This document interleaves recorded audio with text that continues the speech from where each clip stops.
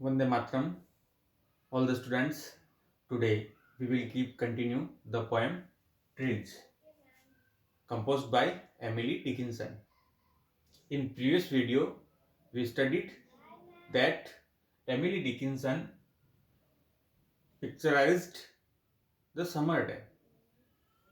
इससे पहले वाली वीडियो में था सूर्य के बारे में sufficient to enfold him. अब वो कहती है कि सूर्य जो है उसको ढकने के लिए, उसको कवर करने के लिए पर्याप्त रहते हैं बादल जो होते हैं, और बादल जो होते हैं वो एक अंधकार का, छाया का प्रतीक होते हैं. इटरनली, अनंत रूप तक, इटरनल कहते हैं लंबे समय तक, अनंत रूप तक, फ्रॉम व्यू, उसके व्यू से, उसकी दृष्टि से उसको छुपा देते हैं लंबे समय तक, यानी लंबे समय तक अंधकार मौजूद रहता है. एक्सेप्ट सिवाय it were a whim of him, whim of his to let the orchards grow. whim कहते हैं सनक को, सनक मतलब मर्जी, केवल ये इसकी एक मर्जी होती है सूर्य की, तो ही वो क्या करता है, आता है और ऑर्चार्ड्स जो होते हैं, बगीचे जो होते हैं, उनको ग्रो करने देता है, तभी वो आता है, नहीं तो वो बादल उसको छुपा देते हैं.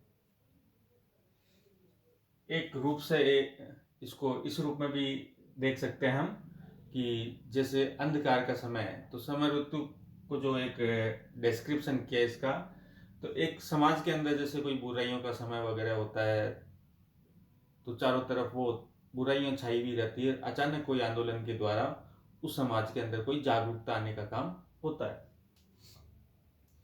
अब बर्ड, अब समय ऋतु के अंदर इन्होंने प्रकृति के दो प्राणियों का, जीवों का वर्णन किया है. एक तो है बर्ड, एक पक्षी है, सेट, वो बैठा हुआ है समय ऋतु के अंदर. कहाँ बैठा हुआ है? केयरलेस होकर, लापरवाही होता है.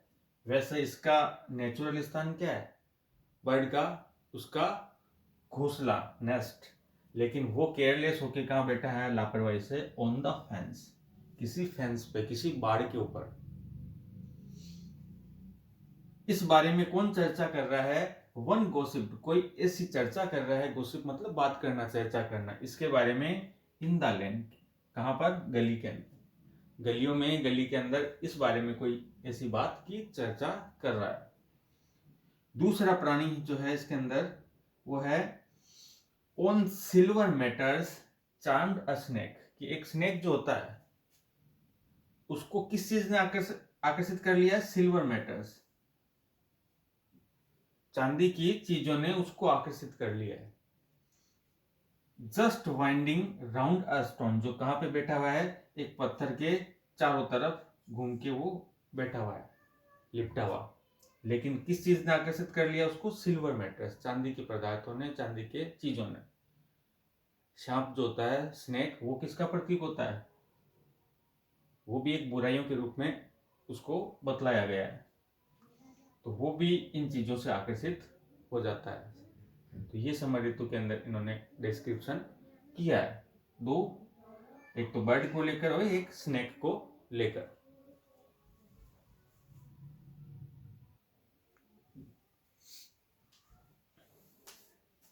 ब्राइट फ्लावर्स स्लिट अ कैलिक्स. अब कवित्री कहती है कि ब्राइट जो फूल होते हैं, फ्लावर्स होते हैं, चमकीले जो फूल होते हैं, वो क्या करते हैं? स्लिट, स्लिट मतलब चीरना, चीर कर बाहर निकलते हैं. किससे चीर कर बाहर निकलते हैं? कैलिक्स. कैलिक्स कहते हैं कलीपुंज को, यानी जो फूल होता है वो एक बंद रहता है, और बंद जब वो खुलता है चीर कर. एंड शॉर्ड, शॉर्ड कहते हैं लहराने को. किसके ऊपर लहराता है? अपॉन अ स्टिम, स्टिम कहते हैं तने को. फूल जो होता है वो चीर कर बाहर निकलता है और तने के ऊपर लहराने लग जाता है. लाइक, किसके समान?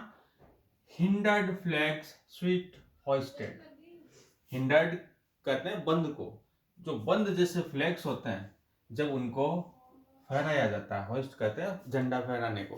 तो जब बंद झंडा होता है उसको जब जैसे फहराया जाता है और वो खुलता है, उसी प्रकार फूल जो होता है वो बंद रहता है और खिलता है तो उस तने के ऊपर लहराने लग जाता है. With spices in the hem, spices in the hem means fragrance in the folds. जैसे झंडा होता है फोल्ड के अंदर होता है, तो उसके अंदर स्पाइसेस, फ्रेग्रेंस रहती है, खुशबू रहती है, तो वो खुशबू भी चारों तरफ बिखर जाती।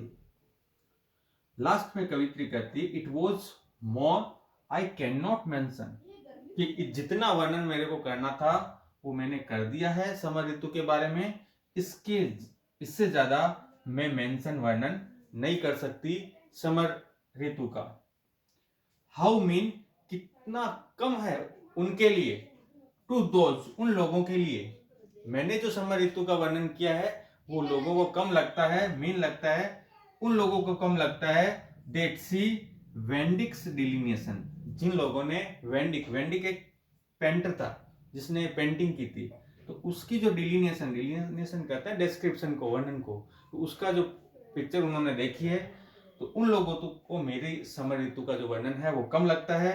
और वेंडिक ने किसका वर्णन किया था, ऑफ नेचर्स समर डे, प्रकृति का जो समर ऋतु का जो डे होता है, ग्रीष्म ऋतु का जो डे होता है, उसका वर्णन उन्होंने किया है।